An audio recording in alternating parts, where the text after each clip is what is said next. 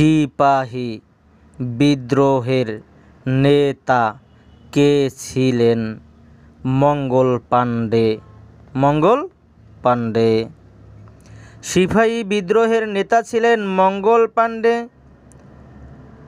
ভারতবর্ষে কোন সনে সিপাহী বিদ্রোহ হয়?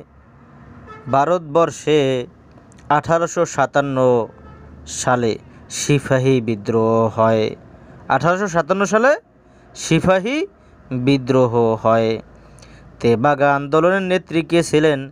তেভাগা আন্দোলনের নেত্রী ছিলেন ইলা মিত্র। নাচল বিদ্রোহের নেত্রীর নাম কি? নাচল বিদ্রোহের নেত্রীর নাম হলো ইলা মিত্র। চাঁপাইনবাবগঞ্জের নাচল কৃষক বিদ্রোহ হয় কোন সালে? চাঁপাইনবাবগঞ্জের নাচল কৃষক বিদ্রোহ হয় 1950 সালে। 1950 সালে।